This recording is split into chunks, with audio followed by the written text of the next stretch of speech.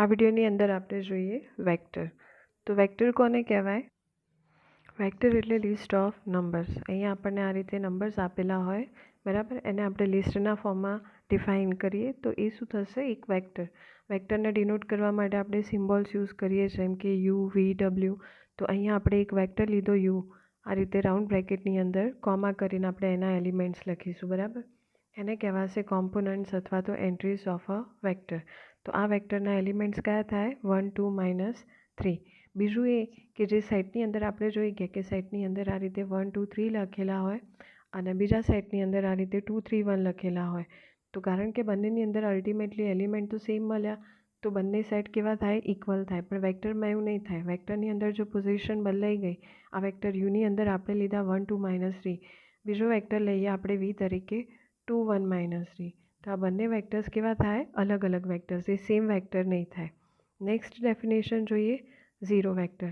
તો જ્યારે કોઈ બી વેક્ટરની અંદર એના બધા એલિમેન્ટ્સ તરીકે આપણને ઝીરો વેલ્યુ આપેલી હોય, મતલબ કે ઝીરો આપેલા હોય, તો વેક્ટરને શું કહેવાશે? Zero vector. અને એને આપણે ડિનોટ પણ શેનાથી કરીએ?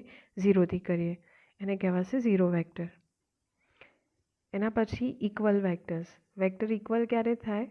તો જ્યારે બંને વેક્ટર્સની અંદર જે નંબર ઓફ કોમ્પોનન્ટ્સ આપેલા હોય એ પણ સેમ હોય અને જે કોરસ્પોન્ડિંગ એન્ટ્રીઝ આપેલી હોય એ પણ કેવી હોવી જોઈએ? સેમ.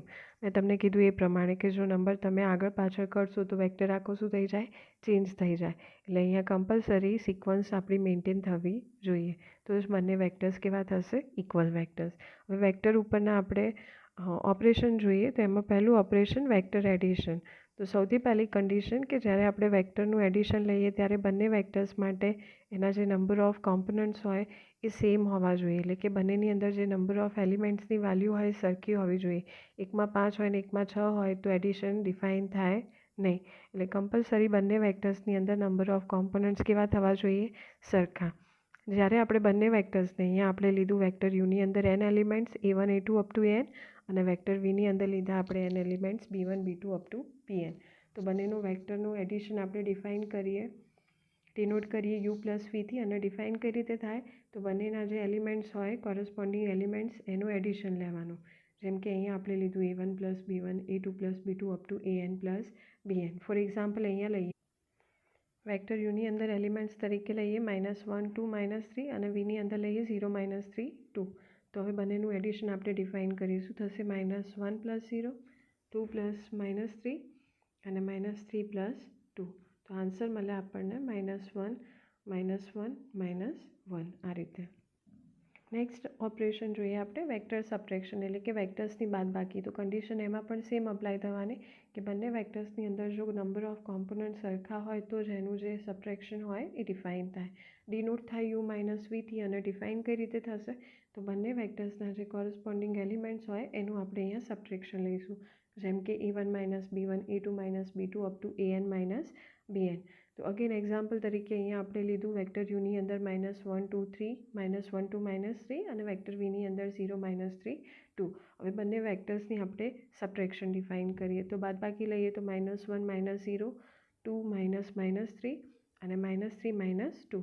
એટલે આપણો આન્સર આવશે -1, -0 એટલે -1, - અહીંયા પ્લસ થઈ જાય તો 2 + 3, 5 અને -3, -2 એ પણ સરવાળો, પણ સાઇન શું આવશે? -5.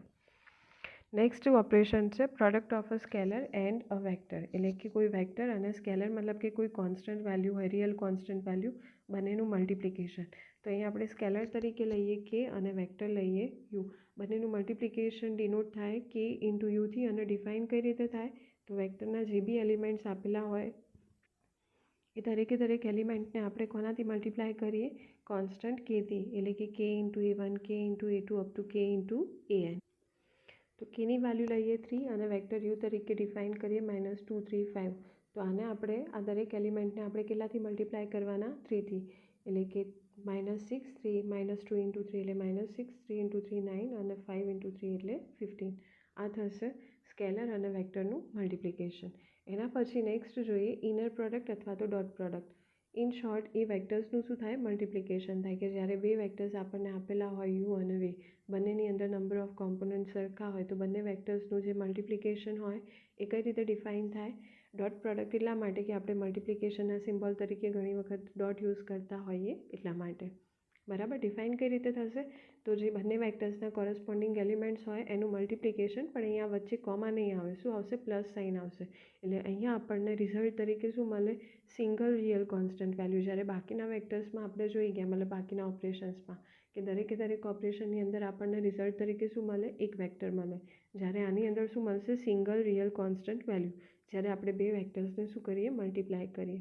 તો અહીંયા એક્ઝામ્પલ તરીકે લીધો vector you is equal to 1 - 1 અને બીજો વેક્ટર લીધો વી તરીકે 2 3 0. તો પહેલાં તો કોરસ્પોન્ડિંગ એલિમેન્ટ્સનું શું થાય? મલ્ટિપ્લિકેશન. એટલે કે 1 × 2 એટલે 2, એ જ રીતે -1 × 3 એટલે -3 અને 2 × 0 એટલે 0 અને વચ્ચે શું આવશે? Plus sign. તો 2 આ -3 પ્લસ 0 કેટલા વધે? સાદુરૂપ આપીએ તો -1. નેક્સ્ટ ઓપરેશન છે નોર્મ અથવા તો લેન્થ ઓફ અ વેક્ટર. તો કોઈ વેક્ટર આપેલો હોય, અહીંયા આપણે લઈએ વેક્ટર યુ અને એની અંદર n કોમ્પોનન્ટ્સ લઈએ. તો એનું જે લેન્થ હોય, નોર્મ હોય, એ કઈ રીતે ડિનોટ થાય? તો આપણે જે સિમ્બોલ યુઝ કરીએ યુ, એની બંને બાજુ શું આવશે? આ રીતે વર્ટિકલ લાઇન્સ. પણ એને બોલાવીશું નોર્મ ઓફ વેક્ટર યુ અથવા તો લેન્થ ઓફ વેક્ટર યુ. અને એ ડિફાઇન કઈ રીતે થાય? તો અંડરરૂટ જે એલિમેન્ટ્સ આપેલા હોય એનો સ્ક્વેર અને એનો સરવાળો. તો અહીંયા આપણા વેક્ટર યુના એલિમેન્ટ્સ તરીકે n એલિમેન્ટ્સ આપ્યા, તો એનો square plus up to plus an². આ રીતે આપણું લેન્થ ઓફ વેક્ટર ડિફાઇન થાય, જે અહીંયા આપણને આપ્યું. તો અહીંયા આપણે આ વેક્ટર યુ માટે એની લેન્થ ફાઇન્ડ કરીએ. 1 - 2 3. તો 1² પ્લસ -2² પ્લસ 3². 1 + 4 + 9 કેટલા આવશે? √14. Next definition column vector. A list of numbers return vertically. જો આ રીતે વર્ટિકલ ફોર્મમાં લખેલા હોય તો એને કોલમ વેક્ટર કહેવાય, અને જો હોરિઝોન્ટલી લખેલા હોય તો એને શું કહેવાશે? Row vector. તો અહીંયા આપણે હવે બધા જે ઓપરેશન્સ જોઈ ગયા એનું કમ્બાઈન એક્ઝામ્પલ જોઈ લઈએ. તો બે વેક્ટર્સ આપ્યા યુ અને વી. યુ ડિફાઇન કરીને આપ્યો 2 3 - 4 થી અને વેક્ટર વી ડિફાઇન કરીને આપ્યો 1 - 5 8 થી. તો સૌથી પહેલાં ફાઇન્ડ કરવાનું યુ પ્લસ વી. તો શું થશે? 2 + 1 3, 3 - 5 એટલે -2 અને -4 + 8 એટલે 4. બંનેનું સબટ્રેક્શન લઈએ તો બાદબાકી કરીએ તો શું થશે? 2 - 1 1, 3 - -5 એટલે 3 + 5 ટોટલ કેટલા થાય? 8 અને -4 - 8 કેટલા થશે? -12. 2u - 3v. આની અંદર શું કરવું પડશે કે વેક્ટર યુને આપણે દરેક એલિમેન્ટને 2થી મલ્ટીપ્લાય કરીએ અને વેક્ટર વીના દરેક એલિમેન્ટને 3થી મલ્ટીપ્લાય કરીએ. બરાબર. એટલે 4 6 - 8 મળે. અહીંયા આપણને 3 - 15 24 અને પછી એના કોરસ્પોન્ડિંગ એલિમેન્ટ્સનું આપણે સબટ્રેક્શન લઈએ તો આપણો આન્સર થશે. અને છેલ્લું ઓપરેશન છે યુ × વી, એટલે કે બંને વેક્ટર્સનું મલ્ટિપ્લિકેશન, એની ઇનર પ્રોડક્ટ અથવા તો ડોટ પ્રોડક્ટ. તો એમાં પણ કોરસ્પોન્ડિંગ એલિમેન્ટ્સનું મલ્ટિપ્લિકેશન, વચ્ચે શું આવશે? Plus sign. તો 2 × 1 2, 3 × -5 એટલે -15 અને -4 × 8 એટલે -32. તો ફાઇનલ આન્સર કેટલો મળે? -45. અને બાકી જે વેક્ટર્સ આપ્યા હતા એનો આપણે લેન્થ ફાઇન્ડ કરીએ.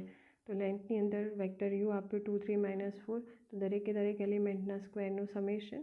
યુની લેન્થ મળશે આપણને √29 અને વેક્ટર વી માટે મળશે √90. અને જો એનું પરફેક્ટ રૂટ આપણે નીકાળવા જઈએ તો એ તો નહીં મળે, બટ 9 × 10 લઈએ. 9નું √ 3 થાય એટલે 3 આપણે સ્ક્વેર રૂટની બહાર લખ્યા અને 10નું √ ના મળે એટલે એને આપણે √10 લખ્યા. તો અહીંયા આપણું જે વેક્ટર હતું એ કમ્પ્લીટ થયું.